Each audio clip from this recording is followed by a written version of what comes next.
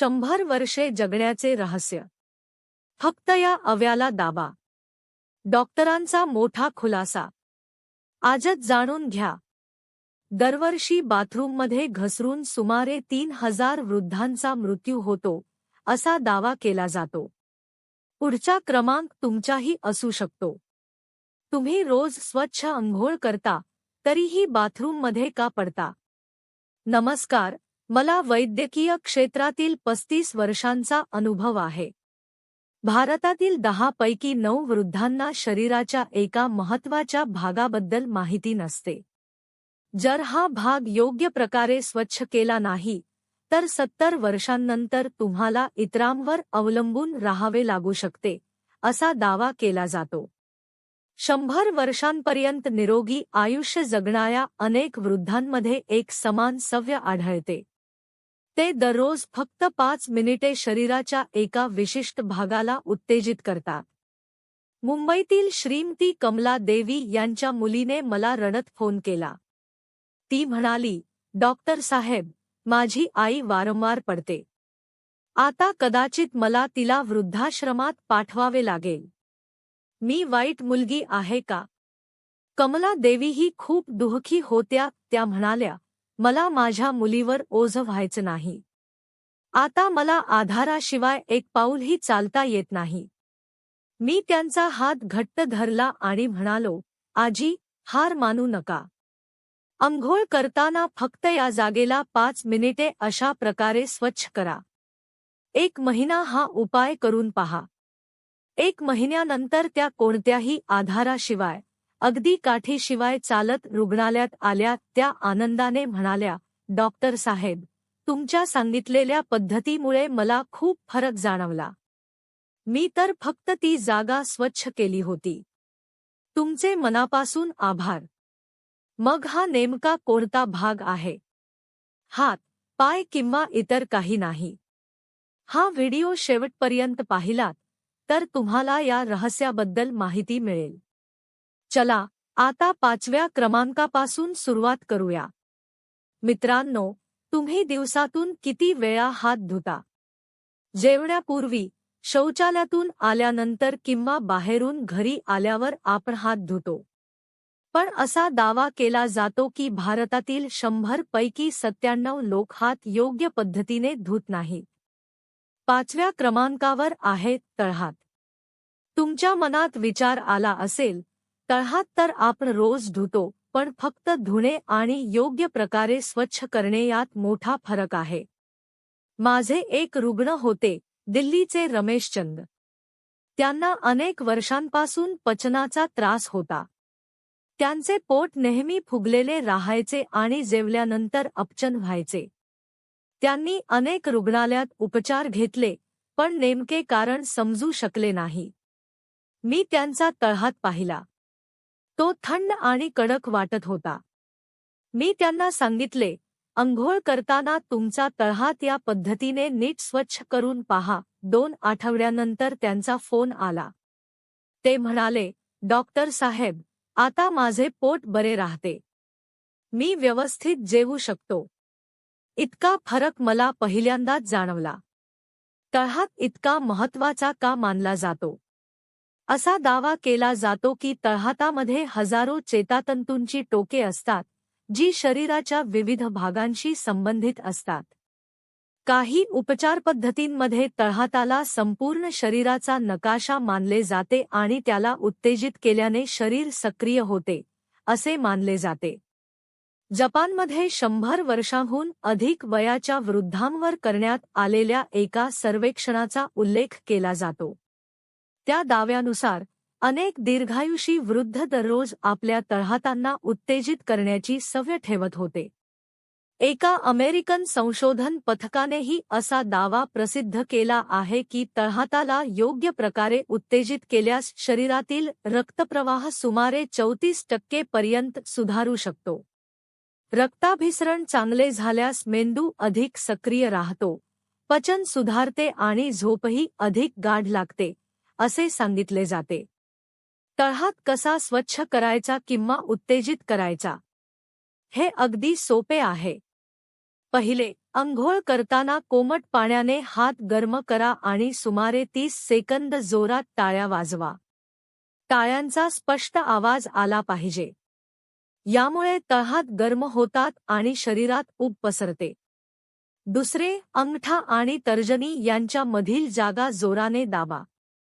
या बिंदूला हेगू पॉइंट असे म्हणतात.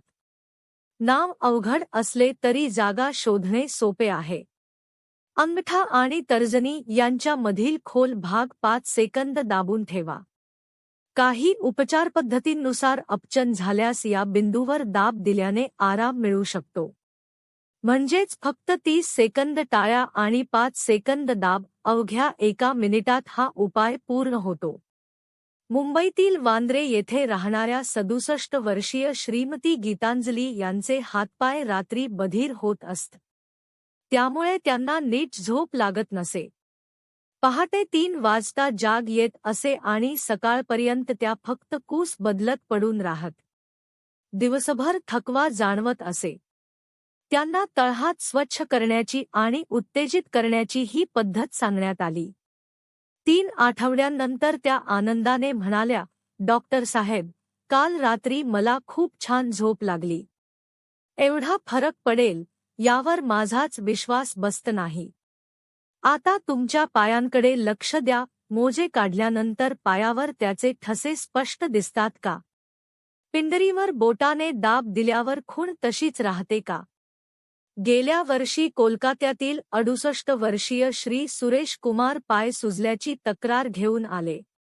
सुरुवातीला त्यांनी त्याकडे दुर्लक्ष केले. पण 2 आठवड्यांनंतर ते काठीच्या आधाराने चालत पुन्हा आले. ते म्हणाले, "डॉक्टर साहेब, माझ्या पायात अजिबात ताकद उरलेली नाही." त्यांना शरीराच्या एका महत्त्वाच्या भागाबद्दल माहिती नव्हती. 4थ्या क्रमांकावर आहे गुडघ्याच्या मागील भागातील खोल जागा. काही पर्यायी उपचारपद्धतींमध्ये या भागाला ओगम असे संबोधले जाते. गुडघा वाकवून मागील बाजूस पाहिल्यास एक खोलगट भाग दिसतो. त्या जागेला हात लावून पहा. ती जागा कडक किंवा थंड वाटत असल्यास काही उपचारपद्धतींमध्ये ते रक्ताभिसरण किंवा लसिका प्रवाह कमी असल्याचे लक्षण मानले जाते. या मतानुसार हा भाग शरीरातील लसिका द्रवाचा प्रवाह सुरळीत ठेवण्यास मदत करतो. प्रवाह मंदावल्यास पाय सुजणे, जडपणा किंवा अस्वस्थता जाणवू शकते. श्री सुरेश कुमार यांच्या गुडघ्याच्या मागील भागाला स्पर्श केल्यावर तो खूप कडक वाटत होता.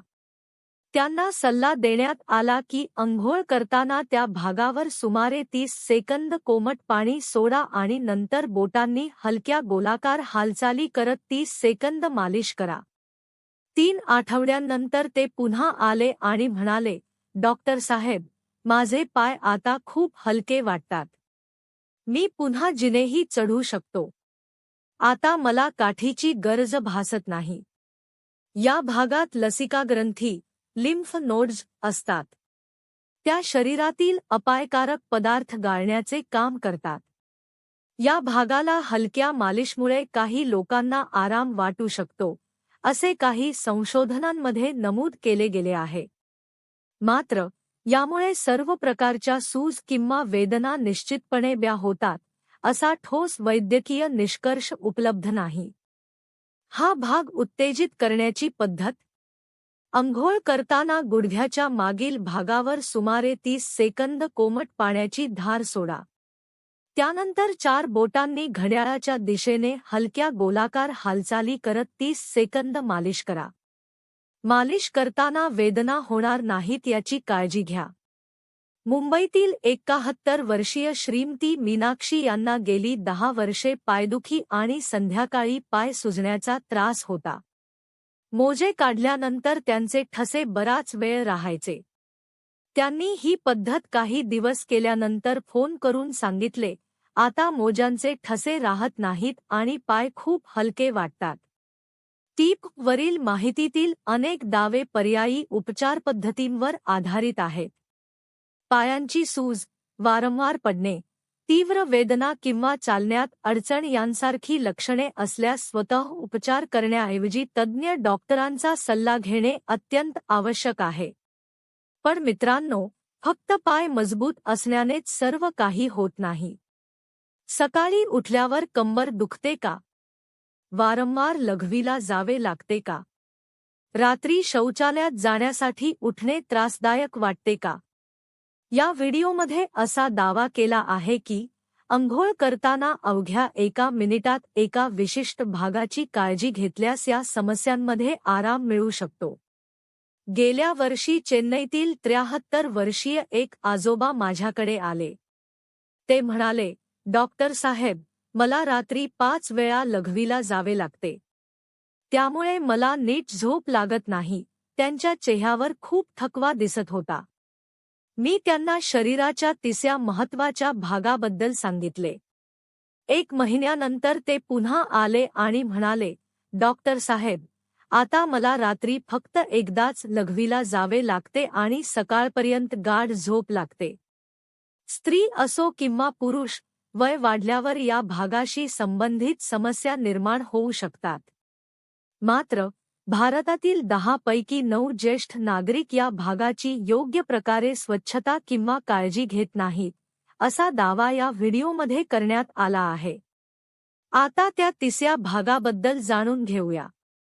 तिसरा भाग म्हणजे जांघ आणि पोट यांच्यामधील भाग, ज्याला ग्राउन म्हणतात. हे नाव ऐकून तुम्हाला थोडे आश्चर्य वाटेल, पण हा भाग अत्यंत महत्त्वाचा मानला जातो. वैद्यकीय भाषेत याला इंग्वायनल प्रदेश, इंग्विनल रिजन असे म्हणतात. या भागातून महत्त्वाच्या रक्तवाहिन्या, मज्जातंतू आणि लसिका वाहिन्या जातात. या भागातील रक्तप्रवाह किंवा लसिका प्रवाह व्यवस्थित नसेल तर शरीराच्या खालच्या भागावर त्याचा परिणाम होऊ शकतो. चेन्नईतील 73 वर्षीय श्री अशोक वर्मा यांचे उदाहरण आठवा. ते रात्री 5 वेळा लघवीसाठी उठत होते. तपासणीदरम्यान त्यांच्या ग्रोइन भागात थंडपणा जाणवत होता. त्यांना अंघोळ करताना या भागावर कोमट पाणी सोडून हलक्या हाताने दाब देण्याचा सल्ला देण्यात आला. 1 महिन्यानंतर ते म्हणाले, आता मला रात्री फक्त एकदाच उठावे लागते आणि माझे पायही आधीसारखे थंड राहत नाहीत. या भागात शरीरातील मोठ्या लसिका ग्रंथी, लिम्फ नोड्स असतात. त्या रोगप्रतिकारक शक्तीमध्ये महत्त्वाची भूमिका बजावतात. काही अभ्यासांनुसार या भागातील रक्ताभिसरण आणि लसिका प्रवाह चांगला असल्यास आरोग्यावर सकारात्मक परिणाम होऊ शकतो. मात्र या भागाला मालिश केल्याने वारंवार लघवी, कंबरदुखी किंवा इतर आजार निश्चितपणे बरे होतात, असा ठोस वैज्ञानिक पुरावा उपलब्ध नाही. या भागाची काळजी कशी घ्यावी? अंघोळ करताना जांघ आणि पोट यांच्यामधील ग्रोइन भागावर दोन्ही बाजूंनी 30 सेकंद कोमट पाण्याची धार सोडा. त्यानंतर दोन्ही हातांनी त्या भागावर 5 सेकंद हलका दाब द्या. हे 5 वेळा करा. दाब देताना वेदना होऊ नयेत. फक्त आरामदायी आणि सौम्य दाब द्या. अशी सौम्य मालिश रक्ताभिसरणासाठी आरामदायी वाटू शकते. मात्र वारंवार लघवी होणे, कंबरदुखी, पाय थंड पडणे किंवा अशक्तपणा यांसारखी लक्षणे सतत जाणवत असल्यास त्यामागे मधुमेह, प्रोस्टेटचे विकार, मूत्रमार्गातील संसर्ग किंवा इतर वैद्यकीय कारणे असू शकतात. अशा वेळी डॉक्टरांचा सल्ला घेणे आवश्यक आहे. तिसरे पाऊल म्हणजे पोटाच्या खालच्या भागापासून ग्रोइनच्या दिशेने हलक्या हाताने मालिश करा. हे 10 वेळा करणे पुरेसे असल्याचे या व्हिडिओमध्ये सांगितले आहे. यामुळे अडथळा दूर होण्यास मदत होते, असा दावा केला जातो. बस एवढेच करायचे. 30 सेकंद कोमट पाणी, 30 सेकंद हलका दाब, 30 सेकंद हलकी मालिश. एकूण अवघे 1 मिनिट 30 सेकंद. पुण्यातील 69 वर्षीय श्रीमती निर्मला जैन यांचे पाय इतके थंड राहत असत की त्या उन्हाळ्यातही गरम कपडे घालत असत. हिवाळ्यात तर हीटरशिवाय त्यांना झोप लागत नसे. रुग्णालयात गेल्यावर डॉक्टर त्यांना हे वयामुळे असल्याचे सांगत असत. त्यांना ग्रोइन भागाची अशी काळजी घेण्याची पद्धत सांगण्यात आली. 3 आठवड्यांनंतर त्यांनी फोन करून सांगितले, डॉक्टर साहेब, आता माझे पाय उबदार राहतात. काल मी हीटरशिवाय झोपले. हा एखाद्या चमत्कारासारखा अनुभव आहे. या व्हिडिओनुसार ग्रोइन भाग सक्रिय ठेवल्याने शरीराच्या खालच्या भागात ऊर्जा वाढते, असा दावा करण्यात आला आहे. पण मित्रांनो, शरीराचा खालचा भाग ठीक असला तरी मेंदू व्यवस्थित काम करत नसेल तर त्याचा काय उपयोग? आजकाल तुम्हाला गोष्टी विसरायला होतात का? आत्ताच काय करायचे होते हे आठवत नाही का? एखाद्या व्यक्तीचे नाव ओठांवर येते पण आठवत नाही का? कधी टीव्हीचा रिमोट फ्रीजमध्ये ठेवता का? तुम्हाला वाटत असेल की हे फक्त वयामुळे आहे. पण या व्हिडिओमध्ये याचे दुसरे कारण सांगितले आहे. मेंदूकडे रक्तपुरवठा करणारा एक महत्त्वाचा भाग म्हणजे मानेचा मागील भाग. या भागात अडथळा निर्माण झाला तर मेंदूकडे रक्तप्रवाह कमी होतो, असा दावा या व्हिडिओमध्ये करण्यात आला आहे. त्यामुळे विस्मरण, चक्कर येणे आणि पुढे डिमेन्शियासारख्या समस्या उद्भवू शकतात, असेही सांगितले आहे. गेल्या वर्षी दिल्लीतील 70 वर्षीय एक आजी माझ्याकडे आल्या. त्या म्हणाल्या, डॉक्टर साहेब, मला खूप विसरायला होते. मला डिमेन्शिया तर होत नाही ना? त्या खूप चिंतेत होत्या. त्यांच्या मानेच्या मागील भागाला स्पर्श केल्यावर तो खूप कडक वाटत होता. मी त्यांना सांगितले की याच भागाची काळजी घेणे आवश्यक आहे. दिल्लीतील 70 वर्षीय श्रीमती सावित्री पाटील यांनाही अशीच तक्रार होती. त्या म्हणाल्या, मला मी काय करणार होते ते आठवत नाही. कधी कधी माझ्या नातवाचे नावही विसरते. तपासणीदरम्यान त्यांच्या मानेचा मागील भाग खूप ताठ आणि कडक वाटत होता. त्यांना सांगण्यात आले की या भागातील ताण कमी करणे आवश्यक आहे. या व्हिडिओमध्ये मानेच्या मागील भागाला मेंदूकडे जाणाऱ्या रक्तप्रवाहाचा महत्त्वाचा मार्ग असे संबोधले आहे. या भागात ताण आल्यास मेंदूकडे रक्तपुरवठा कमी होऊ शकतो, असा दावा करण्यात आला आहे. व्हिडिओमध्ये काही संशोधनांचाही उल्लेख करण्यात आला आहे. त्यानुसार मानेचा ताठरपणा आणि कमी हालचाल यांचा मेंदूकडे जाणाऱ्या रक्तप्रवाहाशी संबंध असू शकतो. तसेच मानेला गरम पाण्याचा शेक किंवा हलकी मालिश केल्याने काही लोकांना स्नायूंचा ताण कमी होण्यास मदत होऊ शकते. मात्र यामुळे डिमेन्शिया किंवा ब्रेन स्ट्रोक टाळता येतो, असा ठोस वैज्ञानिक निष्कर्ष उपलब्ध नाही. स्मरणशक्ती कमी होणे, वारंवार विसरणे, चक्कर येणे किंवा डिमेन्शियाची लक्षणे जाणवत असल्यास स्वतः उपचार करण्याऐवजी न्यूरोलॉजिस्ट किंवा तज्ज्ञ डॉक्टरांचा सल्ला घेणे अत्यंत आवश्यक आहे. असा दावा केला जातो की डिमेन्शियाच्या 100 रुग्णांपैकी 80 जणांची मान खूप ताठ आणि कडक होती. म्हणजेच 10 पैकी 8 जणांमध्ये ही समस्या आढळली. मग काय करावे? हेही अगदी सोपे असल्याचे या व्हिडिओमध्ये सांगितले आहे. पहिले, अंघोळ करताना मानेवर सुमारे 1 मिनिट कोमट पाण्याची धार सोडा. त्यामुळे मानेचे ताठ झालेले स्नायू सैल होण्यास मदत होऊ शकते. दुसरे, अंघोळीनंतर दोन्ही हातांनी मानेच्या मागील भागाची खालून वरच्या दिशेने 1 मिनिट हलकी मालिश करा. मालिश करताना वेदना होऊ नयेत, फक्त आराम वाटला पाहिजे.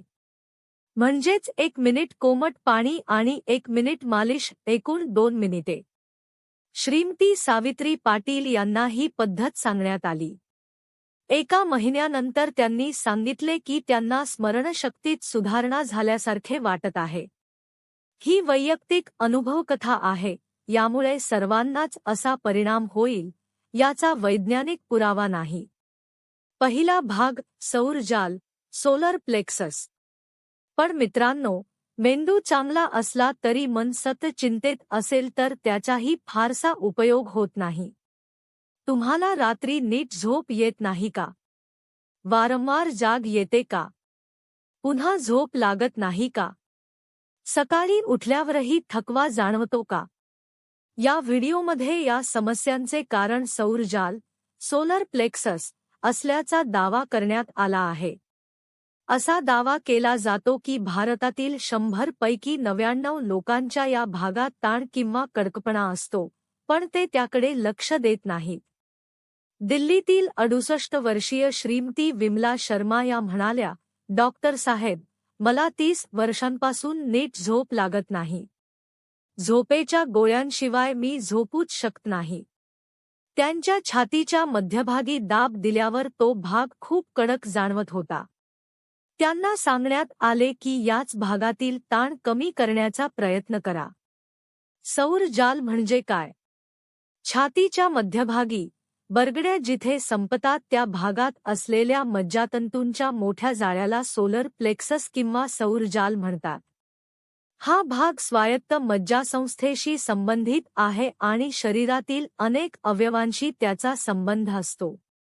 या व्हिडिओमध्ये असा दावा करण्यात आला आहे की ताण, पचन आणि रोगप्रतिकारक शक्ती यांचा संबंध या भागाशी आहे. तसेच या भागाला आराम दिल्यास झोप सुधारू शकते, असेही सांगितले आहे. काही संशोधनांचा उल्लेख करून या व्हिडिओमध्ये असे म्हटले आहे की ताण कमी करणाऱ्या विश्रांतीच्या पद्धतींमुळे शरीरातील तणाव कमी होण्यास मदत होऊ शकते. मात्र फक्त सौर जालाची मालिश केल्याने निद्रानाश, रोगप्रतिकारक शक्ती किंवा कर्करोगाचा धोका कमी होतो, असे ठोस वैज्ञानिक पुरावे उपलब्ध नाहीत. सौर जालासाठी सांगितलेली पद्धत: अंघोळीनंतर कोमट हात छातीच्या मध्यभागी ठेवून घड्याळाच्या दिशेने सुमारे 1 मिनिट हलकी मालिश करा. त्यानंतर नाकाने खोल श्वास घ्या आणि तोंडाने हळूहळू श्वास सोडा. हे 5 वेळा करा. म्हणजेच 1 मिनिट मालिश आणि 1 मिनिट श्वसन, एकूण 2 मिनिटे. या व्हिडिओमध्ये श्रीमती विमला शर्मा यांचा अनुभव सांगितला आहे की त्यांना ही पद्धत केल्यानंतर झोप सुधारल्यासारखी वाटली. मात्र हा वैयक्तिक अनुभव आहे आणि तो सर्वांनाच लागू होईल असे नाही. 1. तळहात. तळहातातील विशिष्ट बिंदूंना उत्तेजन दिल्यास काही लोकांना आराम वाटू शकतो. व्हिडिओमध्ये 30 सेकंद टाळ्या वाजवणे आणि 5 सेकंद हेगू पॉइंट दाबण्याची सूचना देण्यात आली आहे. 2. गुडघ्याच्या मागील भागातील जागा, पॉप्लिटियल भाग. या भागावर 30 सेकंद कोमट पाणी सोडून 30 सेकंद हलकी मालिश करण्याचा सल्ला देण्यात आला आहे. त्यामुळे पाय हलके वाटू शकतात, असा दावा करण्यात आला आहे. महत्त्वाची सूचना: वरील माहितीतील अनेक दावे वैयक्तिक अनुभव किंवा पर्यायी उपचारपद्धतींवर आधारित आहेत.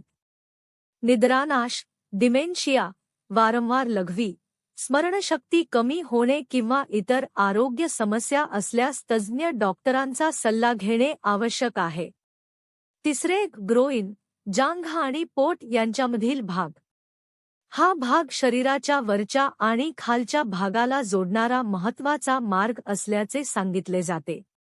अंघोळ करताना या भागावर 30 सेकंद कोमट पाणी टाका. त्यानंतर 30 सेकंद हलक्या हाताने दाब द्या आणि 30 सेकंद हलक्या हाताने मालिश करा. यामुळे शरीराच्या खालच्या भागात उब आणि आराम जाणवू शकतो. 4. मानेचा मागचा भाग. हा भाग मेंदूपर्यंत जाणाऱ्या रक्तप्रवाहासाठी महत्त्वाचा असल्याचे सांगितले जाते. अंघोळ करताना 1 मिनिट कोमट पाणी टाका आणि त्यानंतर 1 मिनिट हलक्या हाताने मालिश करा. त्यामुळे मेंदू अधिक ताजातवाना राहण्यास मदत होऊ शकते. 5. सौर जाल, सोलर प्लेक्सस. या भागाला शरीराचे केंद्रीय नियंत्रण केंद्र असे संबोधले जाते. 1 मिनिट हलकी मालिश करा आणि 5 वेळा खोल श्वास घ्या. यामुळे मन शांत होण्यास मदत होऊ शकते. हे सर्व मिळून अवघी 5 मिनिटे लागतात. दररोजची ही 5 मिनिटे तुमच्या आरोग्यासाठी उपयुक्त ठरू शकतात, असा दावा या व्हिडिओमध्ये करण्यात आला आहे. महागडी औषधे किंवा खर्चिक व्यायाम करण्याची गरज नाही. अंघोळ करताना या 5 भागांची योग्य प्रकारे काळजी घ्या आणि आजपासूनच सुरुवात करा. असा दावा केला जातो की 1 महिन्यानंतर शरीरात सकारात्मक बदल जाणवू शकतात. सकाळी उठणे सोपे वाटेल, जिने चढणे अवघड वाटणार नाही आणि रात्री शांत व गाढ झोप लागू शकते. 2 महिन्यांनंतर तुमच्या आरोग्यातील बदल पाहून लोकही आश्चर्य व्यक्त करतील. या व्हिडिओमध्ये काही व्यक्तींचे अनुभवही सांगितले आहेत. मुंबईच्या 69 वर्षीय श्रीमती कमला देवी पूर्वी वृद्धाश्रमात जाण्याच्या स्थितीत होत्या, पण आता त्या एकट्याच बसने बाजारात जातात. दिल्लीचे 72 वर्षीय श्री रमेशचंद यांची पचनाची समस्या कमी झाली आणि आता ते सर्व प्रकारचे अन्न खाऊ शकतात. चेन्नईचे 73 वर्षीय श्री अशोक वर्मा यांना रात्री वारंवार लघवीसाठी उठावे लागत असे, पण आता त्यांना गाढ झोप लागते. पुण्याच्या 69 वर्षीय श्रीमती निर्मला जैन यांना पूर्वी उन्हाळ्यातही गरम कपडे घालावे लागत होते, पण आता त्यांचे शरीर उबदार राहते. दिल्लीच्या 70 वर्षीय श्रीमती सावित्री पाटील यांची विसरण्याची समस्या कमी झाल्याचे सांगितले आहे. दिल्लीच्या 68 वर्षीय श्रीमती विमला शर्मा यांना पूर्वी झोपेच्या गोळ्यांशिवाय झोप लागत नव्हती, पण आता त्यांना औषधांशिवाय चांगली झोप लागते. या व्हिडिओचा संदेश असा आहे की या सर्वांनी दररोज फक्त 5 मिनिटे हा दिनक्रम पाळला आणि त्यांना त्याचा फायदा झाला. आजपासून अंघोळ करताना या 5 भागांची आठवण ठेवा. 1. तळहात. 2. गुडघ्याच्या मागील भागातील जागा, ओगव. 3. ग्रोइन. 4. मानेचा मागील भाग. 5. सौरजाल, सोलर प्लेक्सस. हे 5 भाग निरोगी जीवनासाठी महत्त्वाचे असल्याचे या व्हिडिओमध्ये सांगितले आहे. जर हा व्हिडिओ तुम्हाला उपयुक्त वाटला असेल तर तो इतरांपर्यंतही पोहोचवा. आपल्या आईवडिलांना, भाऊ-बहिणींना आणि मित्रांना तो जरूर पाठवा. आपण सर्वांनी मिळून निरोगी आणि दीर्घायुषी जीवन जगावे हीच शुभेच्छा. निरोगी राहा, दीर्घायुषी व्हा. धन्यवाद.